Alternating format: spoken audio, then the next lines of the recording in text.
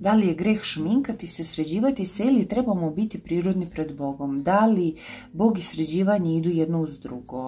Ok, ja ću ti pročitati jedan biblijski stih i onda ću ti detaljno odgovoriti na pitanje. Imaš knjigu o Estiri ili moderni prevodi kažu Ester, 2. glava, 12. poglavlje. Svaka je devojka redom izlazila pred kralja, pošto bi za punih 12 mjeseci svršavalo ono što beše propisano za žena. Znači, postoji propis šta žene treba da rade.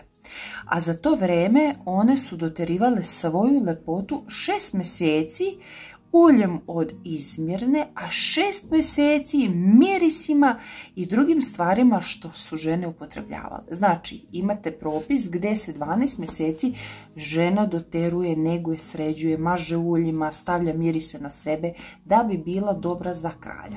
Znači, ako je dobra za kralja, ako treba da se sređuje za kralja, pa kako onda više treba da se sređuje za muža? Jer je muž njena glava, muž je njen kralj. I gospodar, žao mi je što će se mnoge pobuniti. Sad ovako.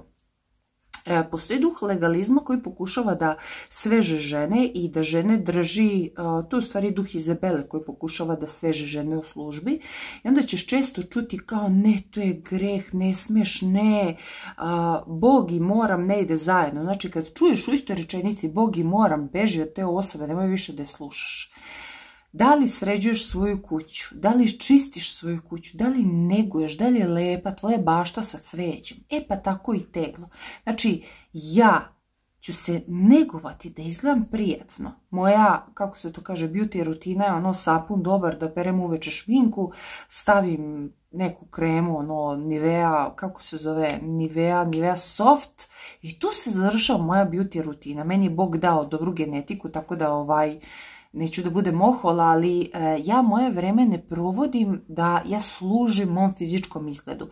Jako je bitno da imaš meru i granicu, zato što znam da mlade devojke, pa te kremice, pa te kozmetički saloni, tebi fokus treba da bude služenje Bogu.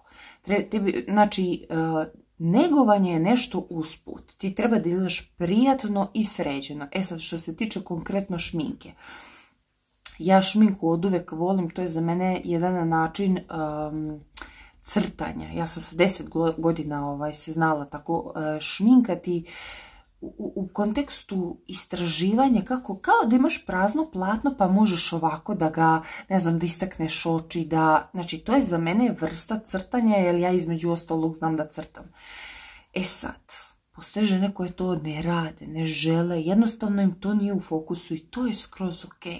Ok, da ti budeš, ja najviše volim kući da budem, ne znam, u nekoj trenerci, kućna varijanta, imam neki duks koji jako volim, koji je jako, mislim, nije zaroljan, nego i iscepan. Ljudi, to su ona stara garderoba što vam služi kao za svinjac. Mislim, nije za svinjac, ali te kućne varijante. I to je skroz ok ako si ti čist, uredan, mada bi sigurno trebao da povedeš računa ako se pojavljaš javno, da to bude pristojno. Opet ti kažem, postoji mera i granica. Šminkanje danas je scensko šminkanje, to su tone i tone pudera, ja kažem, mislim, tranđa stil, to već nije bogugodno.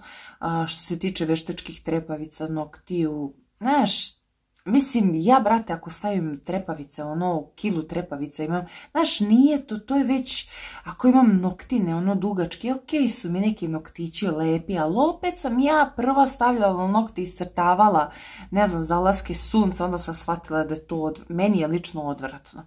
I definitivno, dugački nokti nisu baš bogugodni, pogotovo ne oni nađinđuvisani. Da ne pričam da nije higijenski, moja mama bi pitala kako ti idete zadnjicu s tim, ali mislim da ne ulazim u detalje. Ti se moli Bogu, svakako da nije dobro da ti ističeš svoje obline, da ističeš dekolte, zadnjicu, struk, to ne, možeš da se obučeš pristojno i kulturno i svedeno, ali tekako treba da se neguješ. Mislim, ja imam 40 godina, ja ću izgledati, moja baka, prabaka, čukumbaka je Sara. Ona je bila dobra riba i sa 70. jer je nju faraon odveo već u, mislim, poznoj starosti, faraon koji je, mislim, sebi birao harem. Tako da, itekako je Bogu ugodno da ti izgledaš prijatno, ali sa merom, sa granicom, svedeno, i da ti to ne bude idol.